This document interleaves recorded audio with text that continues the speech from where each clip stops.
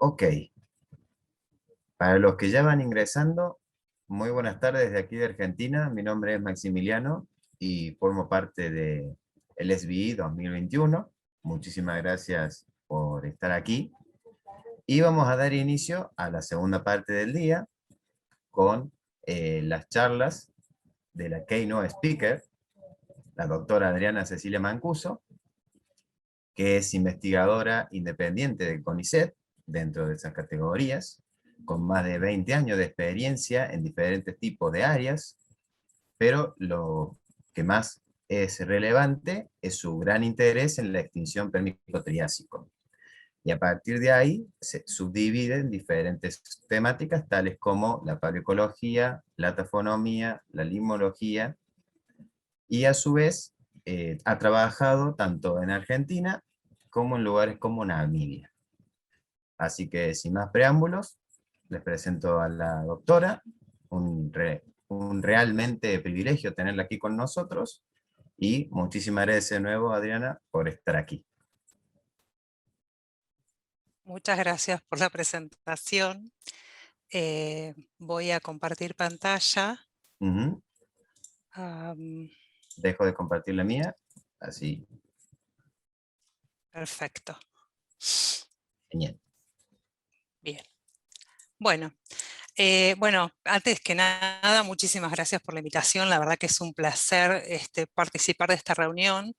Em, Hoy les voy a, digamos, entre las cosas que empezamos a trabajar en los últimos años, empezamos a trabajar en el conocimiento más detallado de las condiciones climáticas que reinaban en el Triásico en el área en Sudamérica, bueno, en las cuencas en las que trabajamos, principalmente en Gondwana, en el oeste de Gondwana.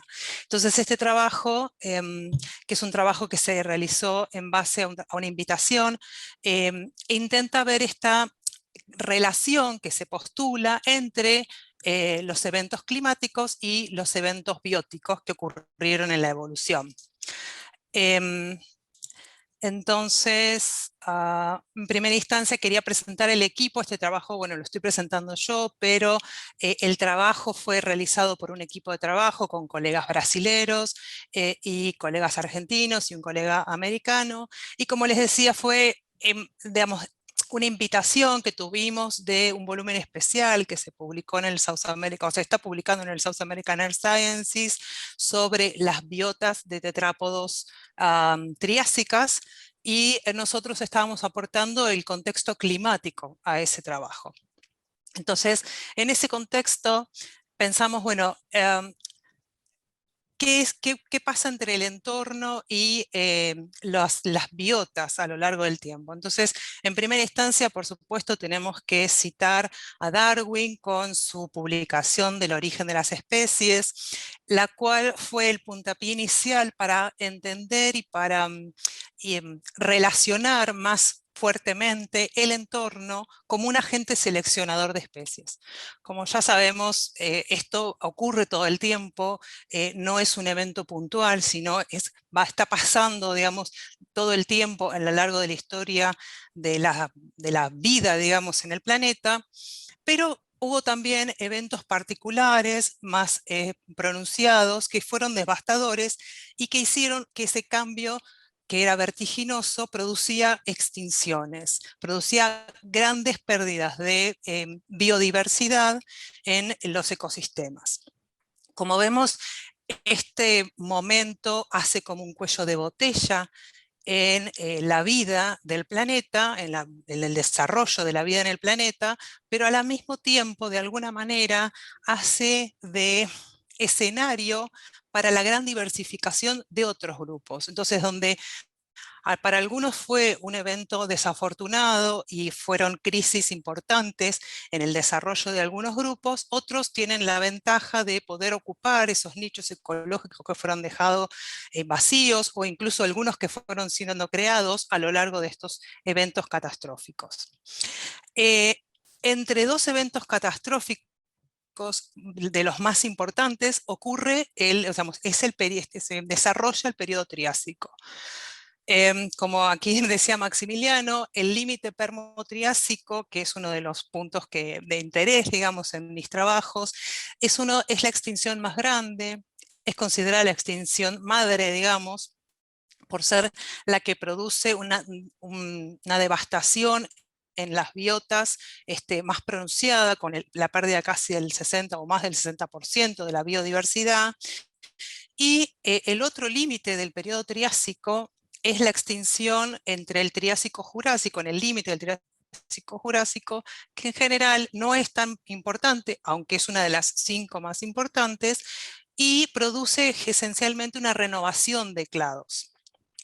Esta característica tan particular que caracteriza de alguna manera al Triásico, en parte tiene que ver con su desarrollo y su configuración. La geografía o la paleogeografía, la configuración de de este megacontinente que duró durante todo el Triásico, el continente Pangea, fue única. ¿Desde el qué punto de vista? O sea, ya había ocurrido una única masa continental en la historia de la Tierra, pero esta distribución particular que tiene durante el Triásico, como una distribución casi simétrica entre ambos hemisferios, donde la masa continental ocupó principalmente las bajas latitudes, pero que las tierras llegaban hasta altas latitudes, con el desarrollo de un mar restringido aquí, que lo llamamos Tetis, y un océano único, muy grande, llamado Pantalasa. Este océano que tenía entre las características que tenía un nivel del mar muy elevado también para este momento. Y otra de las características también muy particulares es la ausencia de hielos en los polos. Toda esta paleogeografía o la distribución, esta configuración que tenía la Tierra en ese momento, impacta muy importante en las condiciones climáticas. Entonces, lo que vemos es que durante el Triásico vemos que las masas continentales generan un clima clásico considerado monzónico, en realidad mega monzónico se considera, ya que las masas continentales eran realmente muy grandes, y genera estos cinturones de temperaturas altas y muy bajas precipitaciones, un cinturón árido de las bajas paleolatitudes cerca del Ecuador. Y este cinturón que vemos con temperaturas realmente muy elevadas, por supuesto, se traslada entre el verano del hemisferio sur y el verano del hemisferio norte. Aunque, como vemos, en ambas estaciones, digamos, podríamos decir, vemos que estas zonas se mantienen con muy bajas precipitaciones. Esto además estaba asociado con una concentración de dióxido de carbono atmosférico realmente muy elevado. Si vemos durante todo el Triásico tenemos valores extremadamente elevados, si consideramos que este es el valor más o menos aproximado de la actualidad.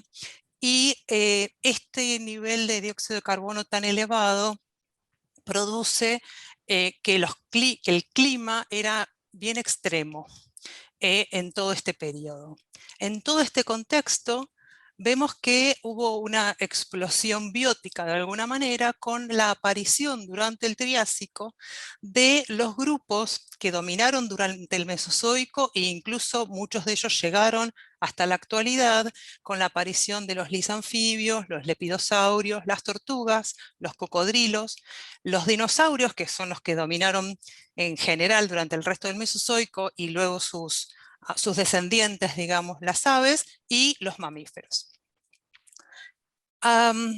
Entre los trabajos previos que les contaba que estuvimos haciendo con respecto a las condiciones climáticas en Gondwana, varios de esos trabajos que nosotros empezamos a hacer era vincular las características, o sea, encontrar buenos datos climáticos independientes preferentemente de la biota, es decir, datos que podemos relevarlos no necesariamente del registro faunístico y florístico, sino independiente de ellos, y con dataciones absolutas. Empezamos a hacer esta vinculación porque, por supuesto, las dataciones absolutas y preferentemente las de alta resolución permiten hacer comparaciones tanto dentro de Gondwana como con el resto de Pangea.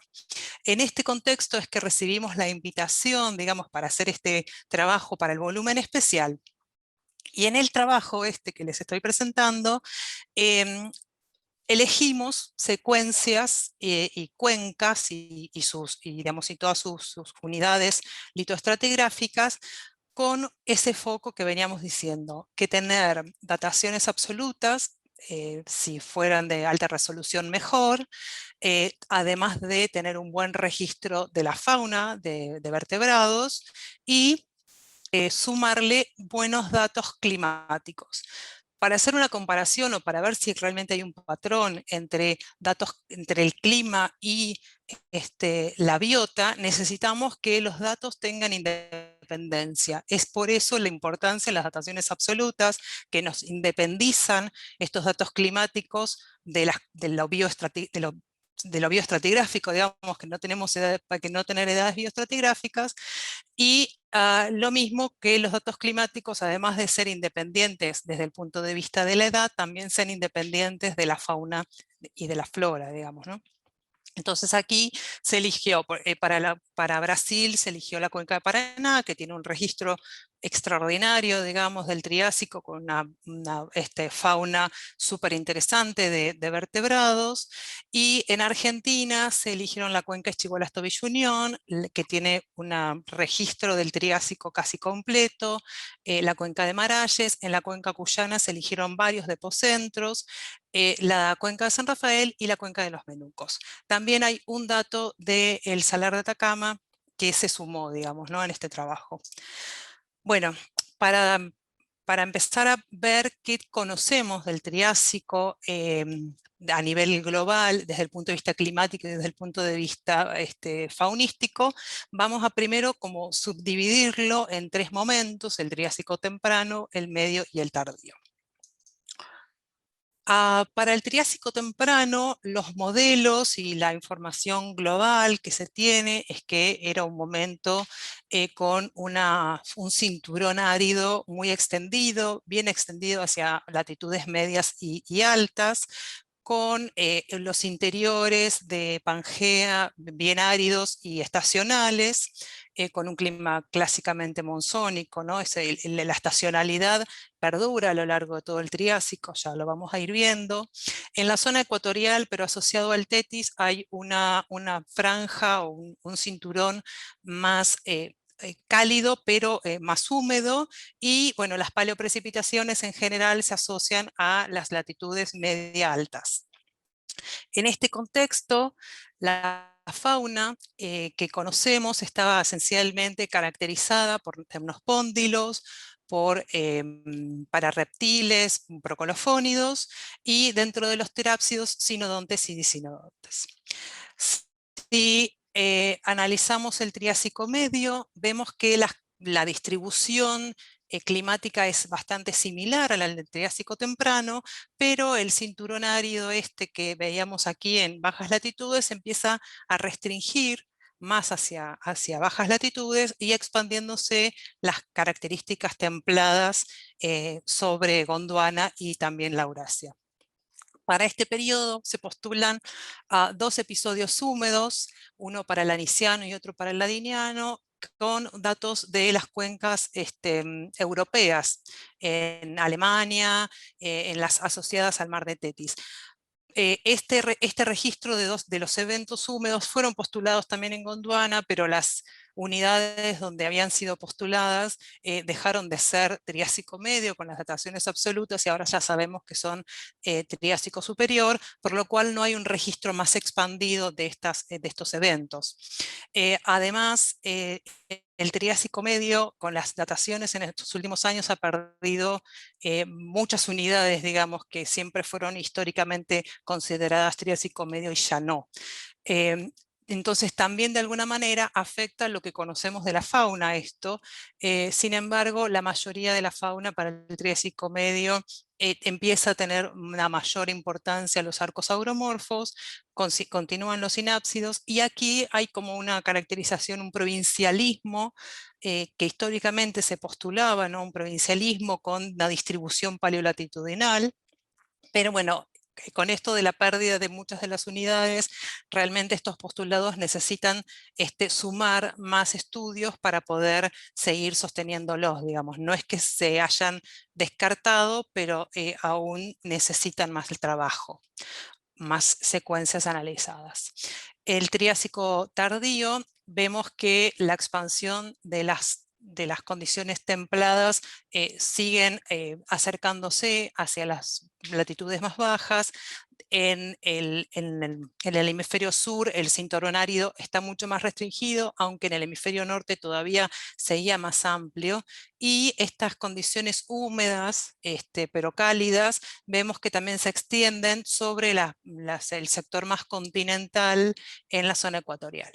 Y para el Triásico tardío, la fauna tiene una mayor diversificación con la aparición de varios grupos, como los dinosaurios, las tortugas, y hay una dominancia de los arcosauromorfos, digamos, con arcosaurios incluidos, digamos una expansión de estos grupos en ambos hemisferios, a pesar de que toda la expansión de dinosauria y la aparición de todos los clados conocidos para dinosauria, de los grandes clados, ocurren en el hemisferio sur, mientras que en el hemisferio norte todavía no hay registros, digamos, para el Triásico tardío. Ahora, si nos enfocamos más concretamente en los datos puntuales que tenemos de Sudamérica, en el oeste de Gondwana, primero vamos a ver tanto los datos climáticos como los faunísticos, pero primero vamos a ver qué paleoposiciones en la paleogeografía tenían. Entonces vemos que las cuencas con registro del Triásico temprano, como la cuenca de Menucos y la cuenca Ixigualas-Tobiyuñón, también está la cuenca de Paraná, pero vemos que se extendían entre más o menos los 40 grados sur y los 50 grados sur, bien sur, digamos, ¿no?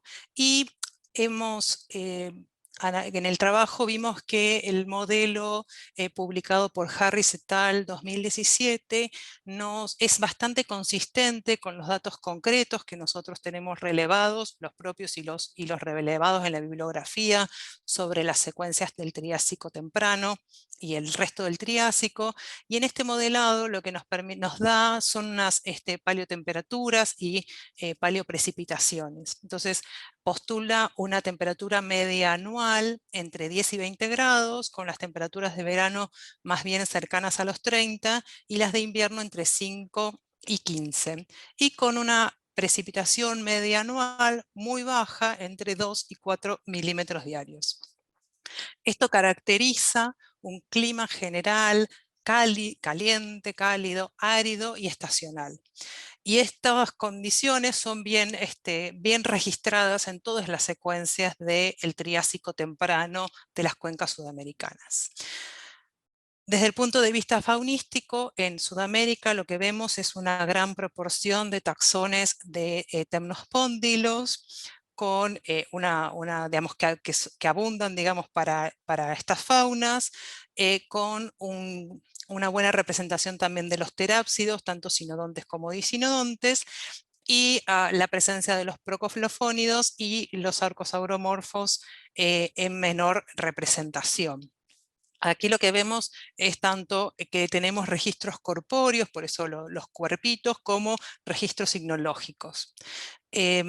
Si vemos el Triásico medio, aquí las paleolatitudes en las que se desarrollaron las cuencas están más restringidas, entre 44 y 49 están desarrolladas.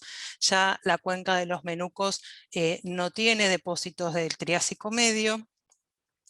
Y la caracterización de los modelos dan temperaturas de verano entre 15 y 30 grados y temperaturas de invierno entre 0 y 10 grados.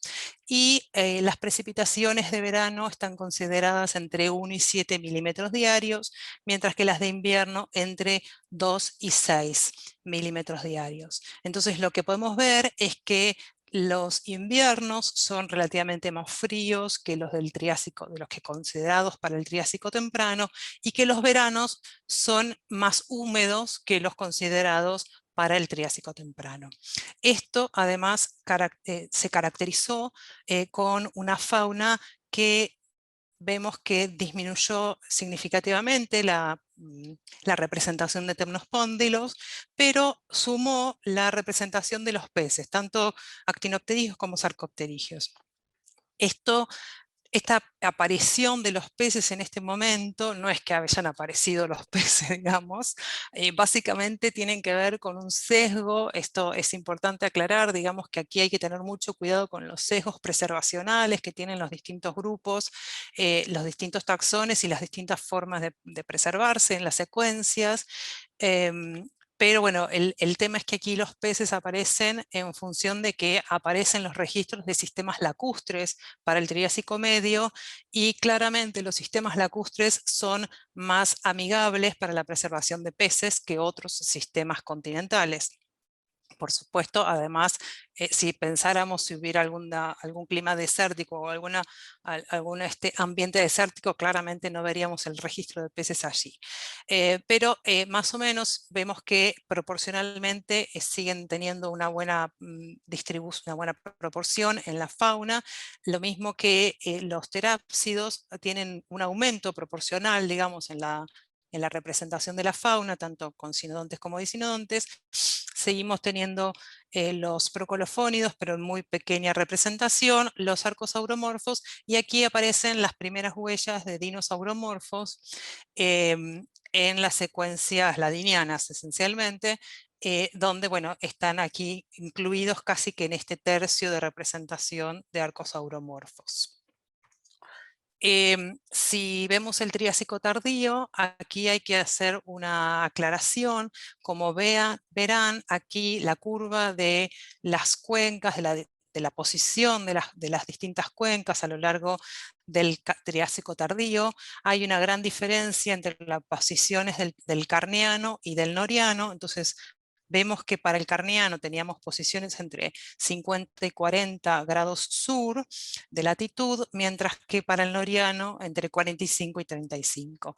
Esto tendería a hacernos pensar que para el Noriano las cuencas se están acercando cada vez más al cinturón árido. Si analizamos las paleotemperaturas y paleoprecipitaciones, vemos que la temperatura media anual se considera entre 15 y 25 aproximadamente. En el verano, entre 20 y 36, si vemos, las temperaturas de verano son más altas que las que veníamos viendo para el resto del Triásico, y en el invierno entre 0 y 16 más o menos se mantiene. Las paleoprecipitaciones, la precipitación media anual considerada es entre 1 y 6 milímetros diarios, con las precipitaciones para verano entre 0,5 y 4 milímetros diarios, y para el invierno entre 1 y 10 milímetros diarios. Como vemos también, aquí en realidad en el invierno empieza a ser la temporada más húmeda. Entonces, en la caracterización general podemos ver que hay un leve aumento en las temperaturas de verano, esencialmente. Otro que tenemos interesante es que sí tenemos el registro del episodio húmedo carniano. Hace poco hemos publicado un trabajo con dataciones absolutas y datos de multiproxy que sostienen el registro del evento del episodio húmedo carniano en Gondwana, en la cuenca de Chihuahua-Tobillo-Unión particularmente. Y lo que sí también se ve en las secuencias sudamericanas es que este traslado de que veníamos diciendo, digamos, de las cuencas hacia el norte, se puede ver de alguna manera reflejado en que hacia el Noriano vemos que el clima es un poco más cálido y seco de lo que venía siendo previamente. Con respecto a la fauna, bueno, justo este es el momento, como decíamos antes, ¿no?, de explosión faunística.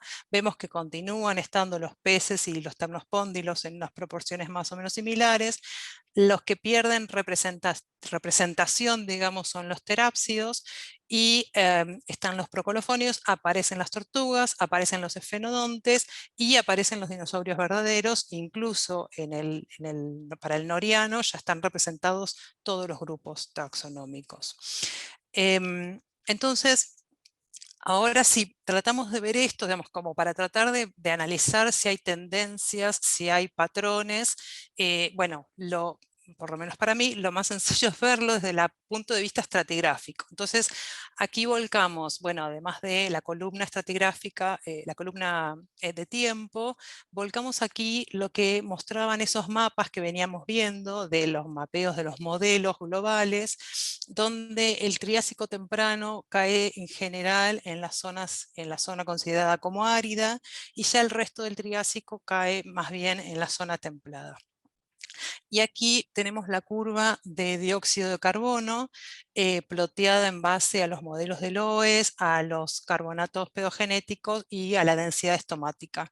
Vemos que hay una variación a lo largo del tiempo, con un pico aquí casi como en el límite entre el carniano y el noriano. Sobre esto también digamos, diagramamos aquí lo que veníamos viendo de las temperaturas del modelo de Harris, de la publicación de Harris, que mostraba, ¿no?, las temperaturas más elevadas tanto en el Triásico temprano como en el Triásico tardío, y unas temperaturas algo menores en el Triásico medio, y como la estación húmeda aquí, las líneas rojas, disculpen, las líneas rojas son las de verano y las azules las de invierno, ¿no?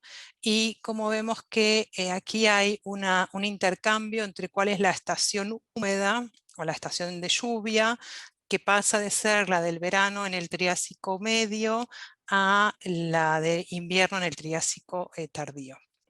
Si a esto le sumamos estas variaciones en la abundancia, no es abundancia, sino es en el número de taxones registrados para los distintos momentos, para los distintos grupos taxonómicos,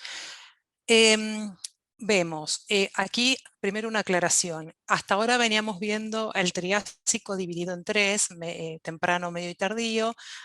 Como aquí estamos analizando las unidades concretamente, y para muchas de ellas tenemos edades absolutas, las hemos subdividido un poco más, y entonces tenemos un buen registro del orlequiano. Lamentablemente el registro del induriano no lo incluimos porque es solo una huella, un registro de una huella, entonces no era significativo, digamos, para este análisis. Entonces tenemos por un lado el orlequiano, por otro lado el registro del aniciano, otro punto para el ladiniano, y luego el carniano tenemos varias unidades, digamos, con buenas dataciones, entonces pudimos subdividirlo en el carniano temprano, el carniano medio, que es el que se asocia al evento húmedo, digamos, del episodio húmedo carniano, y aquí hay el carniano alto, noriano temprano, digamos, ¿no?, casi un poco cercanos al límite, y el noriano medio, medio alto. Lamentablemente no hay registros, o al menos no tenemos con dataciones que nos permitan asumir edades más jóvenes en estas unidades, digamos, ¿no? Entonces hasta ahora tenemos un buen registro hasta allí. ¿Qué vemos acá? Vemos, aquí está el registro de los peces, que está muy bien representado en todas las secuencias, tanto del Triásico medio, aniciano, ladiniano y parte del carniano. Este es el amarillo, es el registro de los temnospóndilos, que como vemos eran mucho más importantes en la fauna, representativos en la fauna para el Triásico temprano. Lo mismo pasa de alguna manera con los procolofónidos, que no es que desaparecen absolutamente, vemos ahí una pequeña línea rosada allí y esta amarilla, pero pierden su importancia, digamos, en las faunas. Lo otro que vemos es que los terápsidos, desde el Triásico temprano y durante el Triásico medio, y casi que hasta en el Triásico, en el Carniano temprano, siguen siendo un tercio o un poco más de un tercio de la fauna, y tienen una proporción similar a lo largo de todo ese tiempo. Y vemos que los arcosauromorfos tienden a aumentar levemente en general desde el Orlequiano hacia el Triásico medio a expensas, digamos, de la baja de representación de temnospóndilos y procolofonios. Y luego del Carniano medio vemos cómo aumenta y es mucho más importante la representación de los grupos de arcosauromorfos, incluyendo dinosauromorfos y dinosaurios, y cómo disminuye la importancia en la fauna de los terápsidos en general. Ahora, si a esto lo contrastamos con los datos climáticos concretos que tenemos de las secuencias triásicas de Sudamérica, vemos que para el Induriano es la condición más árida que tenemos registrada. Luego viene el Orlequián, donde tenemos un registro de un clima bien semiárido, estacional. Como decíamos, todo el Triásico tiene un registro estacional bien claro y marcado en general. Luego, durante todo el Triásico medio, las unidades tanto para el lanisiano como para el ladiniano, vemos que estas unidades, a pesar de ser un clima semiárido estacional, la estación húmeda es bastante más importante de lo que venía siendo o venía registrándose en el Orlequián. Hay como un aumento de humedad, digamos, durante el Triásico medio. Y bueno, luego aquí hay episodios, digamos, de mayor o menor aridez, digamos, y estacionalidad, pero aquí está marcado el episodio húmedo carniano. Entonces, si tratamos de ver estos patrones que veníamos viendo en cómo van cambiando las faunas a lo largo del tiempo en función de las condiciones climáticas o de los eventos climáticos, de los cambios en estas condiciones climáticas, podemos ver dos lugares puntuales, o por lo menos yo veo dos lugares puntuales bien claros, que es esta transición entre el Triásico inferior, temprano y el Triásico medio, donde los temnospóndilos y los procolofónidos que tenían cierta representación en el Triásico temprano disminuye y pasa a tener mayor representación los arcosauromorfos. Y el otro punto de inflexión, digamos, sería el evento húmedo carniano, claramente, donde la disminución de los terápsidos es significativa. Y aunque hay una pequeña recuperación acá, en realidad esto se ve claramente que va disminuyendo hacia el Triásico más alto, y no solo la aparición de grupos, sino la diversificación de varios de ellos dentro de los arcosauromorfos, incluyendo dinosauromorfos y dinosaurios. Para sostener, digamos, estas interpretaciones que estamos viendo a ojo desnudo, digamos, de alguna manera, hicimos un análisis de correspondencia y con estos mismos datos, ¿no? Con los datos de diversidad que teníamos de los grupos taxonómicos.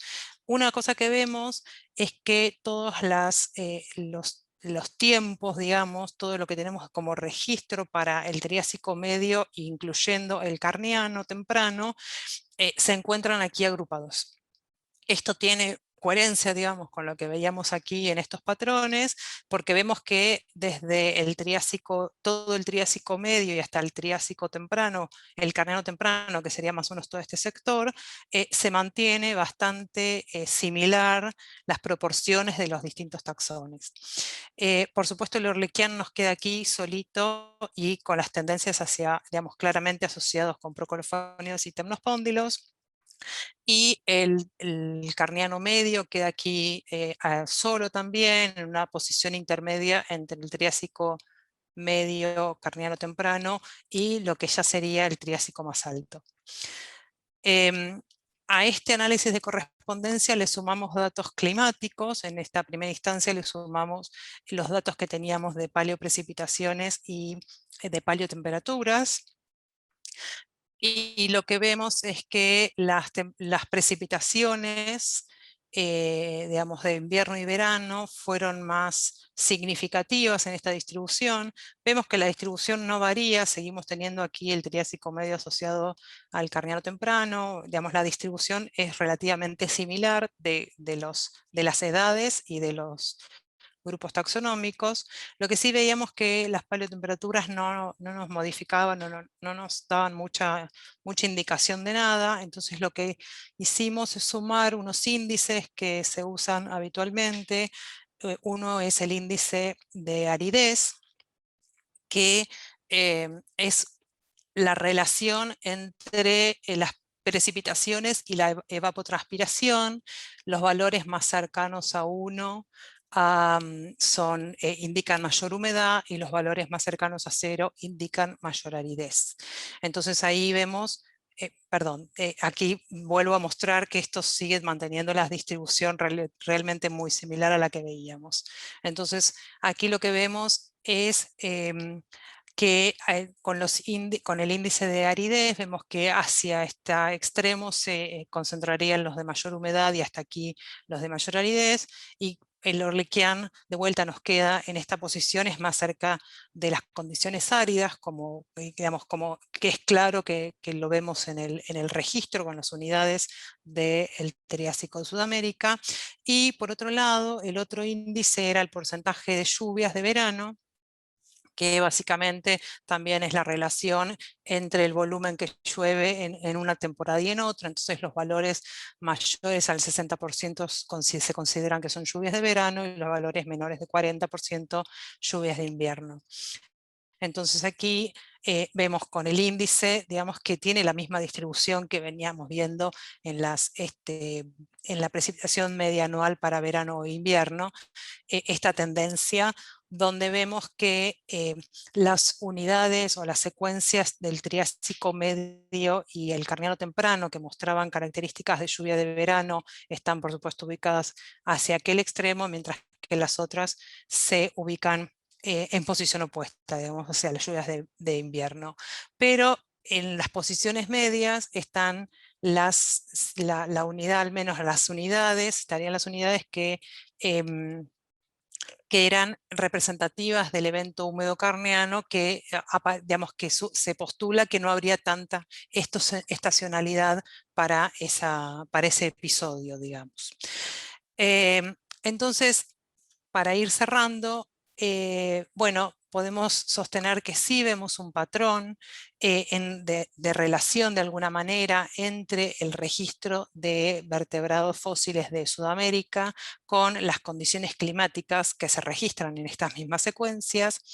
Podemos decir que este link o esta vinculación entre los datos bióticos, o entre los eventos bióticos, mejor dicho, y los eventos climáticos, claramente los vemos reflejados, al menos en dos momentos, en la transición entre el Triásico temprano y el Triásico medio, y en el episodio húmedo carniano. Finalmente, hay que aclarar que, digamos, para poder dar estas conclusiones con mayor robustez, y que, digamos, para poder entender esas tendencias y esos patrones con mayor claridad, sigue siendo necesario hacer más dataciones absolutas de alta resolución. En Sudamérica aún tenemos muchas unidades que no tienen dataciones absolutas, o algunas otras que, aunque tengan dataciones absolutas, son algo viejas y no tienen una buena resolución, y esto nos impide hacer un buen entendimiento de los patrones, ya que algunas de ellas incluso tienen hasta 10 millones de años de error, lo cual es casi como no tener una datación absoluta. Por el otro lado, el desarrollo de más análisis multiproxy, es decir, con múltiples indicadores de clima, serían interesantes, y por supuesto con independencia de la biota, nos va a permitir poder mejorar la caracterización climática que tenemos hasta ahora del Triásico de Sudamérica, y bueno, colectar y colectar y colectar más fósiles y poder estudiarlos en detalle, el tratar de evitar los sesgos, tanto en la colección como los sesgos que ponemos los investigadores a la hora de estudiar los materiales, el tratar de evitar de multiplicar taxones, ¿no? Cada piecita que encuentro la nombro con un nuevo nombre. Hay que tratar de evitarlos. Nosotros, para tratar de evitar esto de la expansión, digamos, de de la multiplicación de especies que a veces ocurre según el sesgo de los investigadores. A veces hay investigadores que todo te lo pasan, te lo sinonimian todo, y otros que te nombran a todo como cosas nuevas.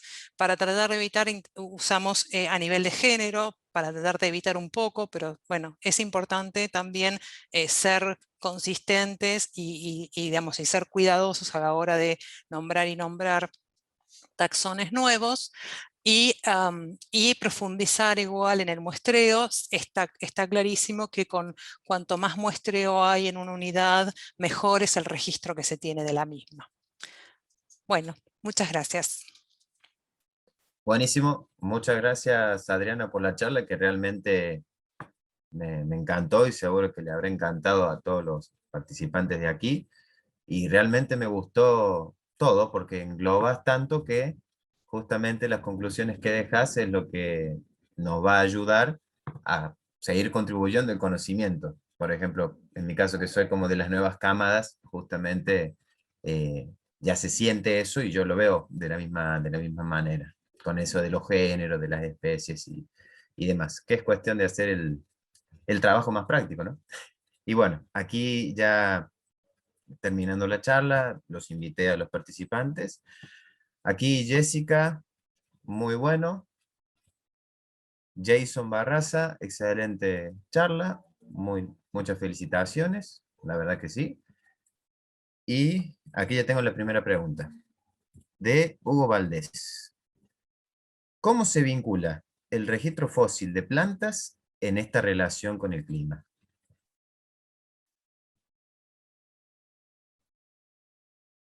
Estás muteada, Adri. Sí, sí, sí. Para que perdí la barra. A ver. Aquí. Mm.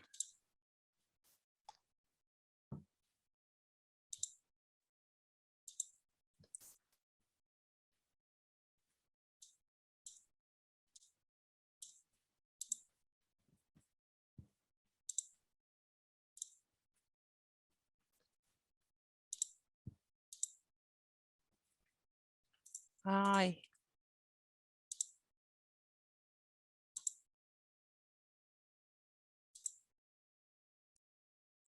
ahí está, disculpen, había perdido la barra entre la pantalla. Se había ido a no sé dónde para desmutearme.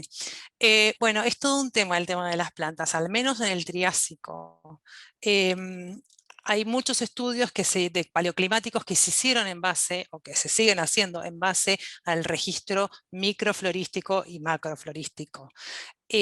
Pero bueno, uno de los puntos importantes que nos pasa, al menos en Gondwana, que con la flora de Dicroidium son la mayoría de estos taxones, o sea, del grupo, digamos, de las coristospermales, no, no hay representantes actuales, por lo cual todas se extinguen, digamos, en el límite Triásico-Jurásico, y todas las interpretaciones o las inferencias climáticas que se hacen es bueno, muchas de ellas fueron hechas bueno, las encontramos en secuencias consideradas áridos semiáridas, entonces son representantes de climas áridos semiáridos.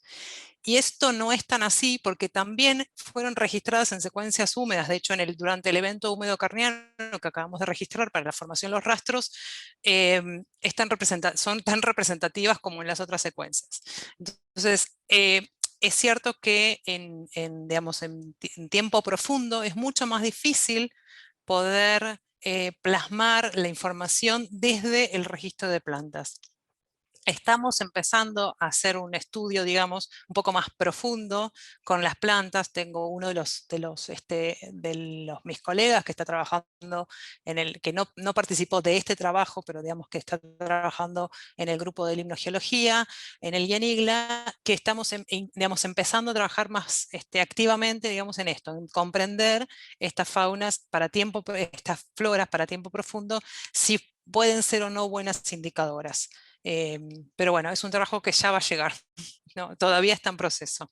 Pero sí, es un tema complicado de analizar porque aunque históricamente se usaron como indicadoras, no necesariamente son tan buenas. Hay algunos otros grupos que sí son más claramente mejor indicadoras de condiciones climáticas, entre otras cosas porque hay representantes actuales que nos permiten hacer inferencias un poco más detalladas. Maravillosa respuesta. ¿Alguien más tiene alguna pregunta para la doctora?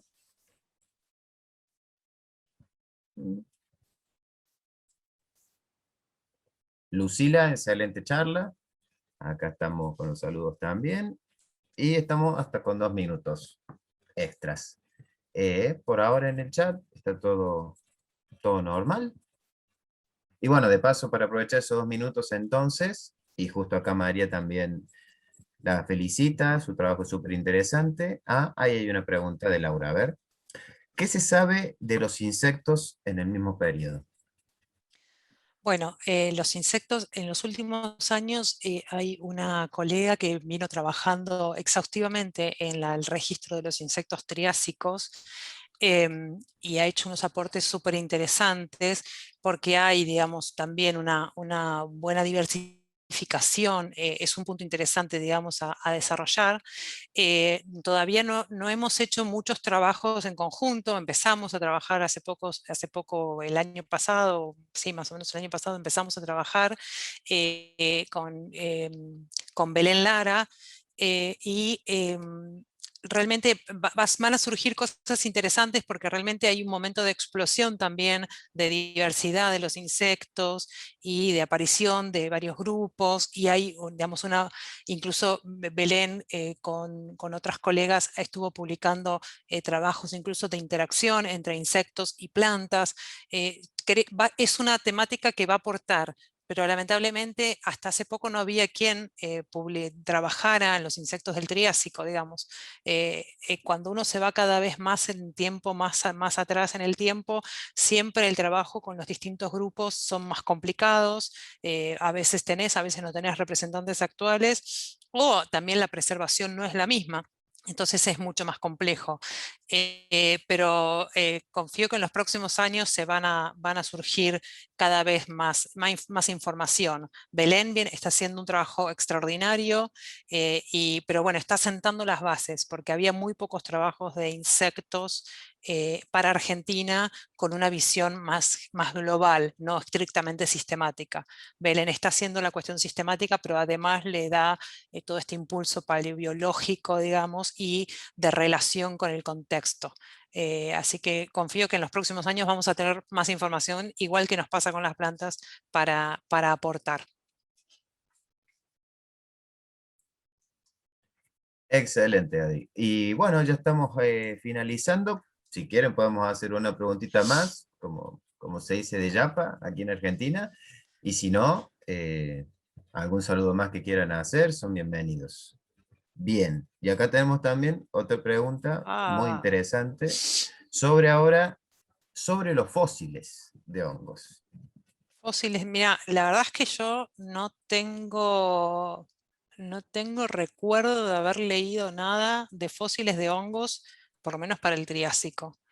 Em, sí, nosotros estuvimos haciendo, una de las colegas con las que estamos trabajando, Cecilia Benavente, que trabaja en secuencias carbonáticas principalmente, con su desarrollo, digamos, y el desarrollo de microbialitas y, digamos, todo este tipo de cosas, estuvimos viendo que encontrábamos, por ejemplo, asociados a restos de vertebrados, registros, digamos, de los descomponedores de alguna manera, no del registro del descomponedor en sí mismo, sino del rastro que pueden haber dejado. Pero estoy pensando que de hongos no tengo ningún recuerdo de haber leído nunca nada. Quizás me lo estoy perdiendo, pero no, disculpe, pero no tengo información. Habría que ver si se puede hacer algunas inferencias con paleosuelos, por ejemplo, ¿no? De su presencia o su desarrollo, digamos, si dejaran algún rastro en paleosuelos, pero en sí mismo preservación, no. Perfecto, y de paso algo nuevo aprendido también. Y acá ya empiezan los saludos de parte de Yulka, de María, agradeciendo que la verdad que sí fue una charla espectacular. Y en mi caso, que también voy para el lado de los dinos, me vino de 10, Adri. Así que, así Bueno, que muchas bueno, gracias. me alegra mucho que le hayan pasado bien, también a los participantes que están aquí. Y bueno, ahora sí ya damos por finalizada esta hermosa charla de nuestra Keynote Speaker, para que ya vayan a las demás sucesivas, ya que hoy es el día de paleobiodiversidad. Así que Adriana, muchísimas, muchísimas gracias.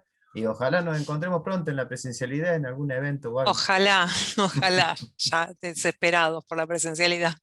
Cada vez falta menos. Así que bueno, les Sí, mando sí. un abrazo grande a todos y que tengan también un hermoso fin de semana. Muchas gracias. Gracias a vos, Adri.